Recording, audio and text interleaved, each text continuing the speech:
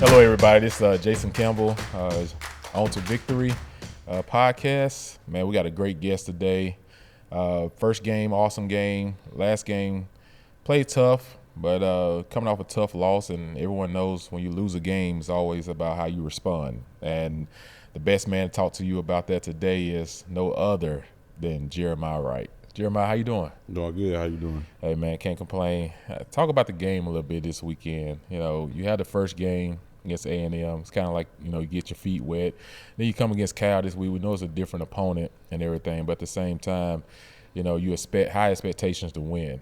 How do you respond to a loss like this? For one, we got to go back to the drawing board, go back to practice, watch our mistakes, and go from there. Look at our corrections up front. We had a couple situations where we could have helped the quarterback protection a little better, but besides that, running the ball, I feel like we did a pretty decent job. But other than that, we just got to go back, watch our corrections, and protect a little better. Hey, they always say you make your biggest adjustments from game one to game two, but it's kind of hard to make adjustments. The opponent that you face in game one is kind of not like the same caliber of the style team we are. So this to me was kind of like your first real game. Mm-hmm. And so this week, you'll see a lot of things to correct, and then next week will kind of be your first opportunity to say, okay, what kind of jump do we make now that we have some real film to go off of? So this week, I think you guys are going to take a step forward, because when you're challenged, when your back feel like it's against the wall, that's when you respond. And I know they probably call you Paw Paw on the team. Yeah, they be next week on their birthday just came up, so they be like, I'm old now, old head. See, Cam Stutz was the guy last year, and now they passed the torch on to Jeremiah. So just talk about being one of the older guys on the team, especially the offensive line. We got some new faces, Percy Lewis, Ronan came over from Akron, but then you also got some young guys, Tyler Johnson, Connor Lew. Like, how do you guys try to gel as a unit? Because the only way to do it, you don't get a lot of thud in practice. Mm-hmm. And what I mean by that is a lot of hidden contact like you do in a game. And the only way to simulate a game is being in a game. So how do you bring the young guys along as an older guy for you guys? For one, we start off with bonding, getting to know each other. That's the main key. You get to know each other why and the reason they're playing football. It kind of motivates you. And to know their background, you kind of know how to help them get forward or get through adversity when things going hard, where we got hard times, and they might not practice good, or they might miss a block here. They got to just know, go play the next play. Remember your why also. But when we out there in practice, the younger guys, if they're not in, we tell them to pay attention to the older guys, because we know the playing experience is kind of different. You being at practice, you might get loose, you might get a few reps and good on good during the season, but outside of that, it's like you got to pay attention, lock in, and watch the veterans or the older guy that's on the field first, so when you get your chance, you don't get in there and mess up. Yeah, being a student of the game is a big key. A lot of guys always just think, yes, you learn a lot by getting experience, but you also can learn a lot when you're just, seeing a guy in front of you and paying attention to what he's doing. Well, you talk about as an offensive line. When I look at linemen, you guys like to get hat on the hat as quick as possible. So you talk about the run game, you look at the running backs that we have, and you look at what gets you guys going in the run game. Like, is it inside zone? Is it just outside zone? Are you like power, counter? Like, what gets you guys going? One, depends on who we're going against, the game plan, the different schemes. If I feel like I know we're the best. So when we come out the game, I want to run the ball, inside zone, anything, counter. If I got a pull or anybody got a pull, we looking to take someone head off, take them to the ground. Even we got inside zone now, single, double block combos, try to get those guys moving on the inside. So the running back, we got the best running backs in the country, make it easy for them. So what's the reward for a pancake? Do y'all have this in y'all group where y'all say, hey, man, anybody get a pancake block? Everybody know what a pancake block is first. We kind of a pancake block is you driving a defensive player or defensive lineman and just putting them on their back, mauling them every play you can. But the reward part, we're kind of working on that right now, getting the most knockdowns. We're kind of still working on that. Still working on it. So as a goal though, what are offensive lineman goals? For one, to keep the quarterback clean, don't allow no sacks, no penetration, let him be able to stay in the pocket, have a clean pocket, and also in the run game, just being able to maul and move people off the ball and be aggressive. Yep. Yeah, and that's the key, because when you think about it, like, linemen have so much you got to think about. The center has to make calls, and then sometimes you may have to make a call depending on how you do the snap count. Where they hit the guard and the guard lets the center know, like, hey, we ready to go. Now that you guys are going from a situation where everyone looks to the sideline for signals, there's the helmet communication now between the coach and the quarterback, and then on defense you have a designated player. How has that helped you guys from a speed standpoint and a communication standpoint, as far as, like, Peyton stepping away but no one's really looking to the sideline? You kind of wait on the quarterback to step in and then give the play. It's new technology. Yeah. On the quarterback, I know quarterbacks, they got the helmet that's mic'd up, so they get a chance to hear the plays from coach. If we going no huddle, O-line, we're lined up on the ball, and we just reading the defense. We don't even got to look to the sideline for the signal. We just line up, look at the front, and we wait on the quarterback to give us a call. But it's different, next level. Yeah, it's definitely the NFL kind of coming to college a little bit. That's what I experienced for 10 years in the league, was the helmet communication. And so what happens, because we used to always prepare 3 to 4 plays if the helmet goes out, because it's going to happen at some point in the season where you're in a situation and the helmet goes out.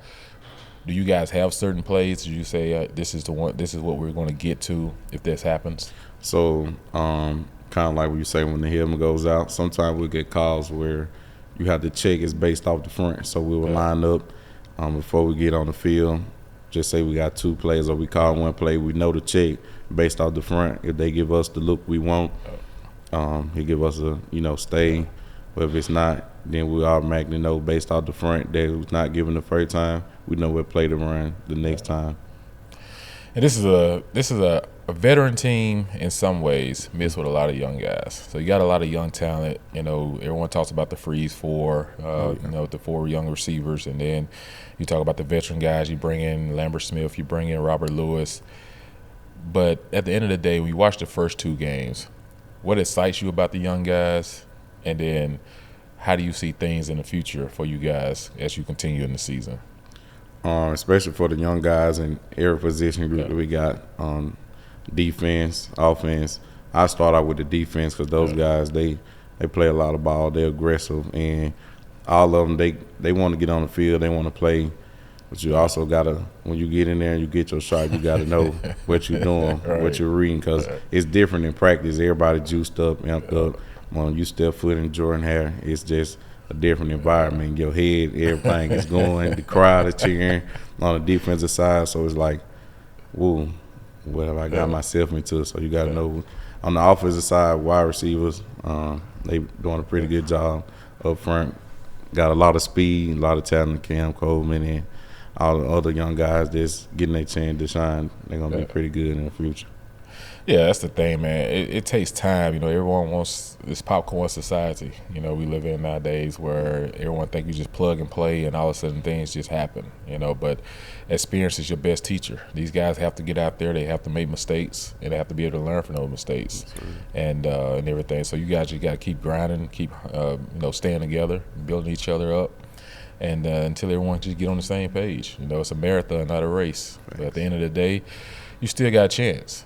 Still got a strong schedule ahead of us, and it's just about getting hot at the right time to position yourself at the end of the year.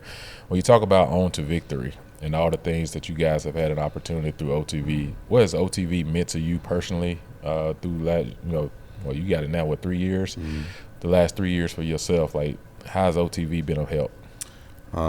It's been a big help to me and my family, also like the fans and the supporters, behind the scenes, something we didn't get to see behind the scenes. So now we get to actually get out there and, get to meet them and come together and, like, hey, this is who I am outside of football, how I am off the field, and it just means a lot to me and my family. Being able to support them back at home and my high school, help them anything they need, football, any sports, because I play pretty much almost everything, but kind of make sure those guys are taken care of. Yeah, because a lot of it, a lot of people don't realize, you guys got a practice schedule, you got a game, and then also you got to go to class. You got study hall. So the opportunity to work is not there. You can't work. And even when we was back in the day playing ball, if you did work, you can only work like 4 hours a week. So no one's going to be able to make sufficient money to be able to support if you had to back home. So that's the great thing about having On to Victory and being able for you guys to have help.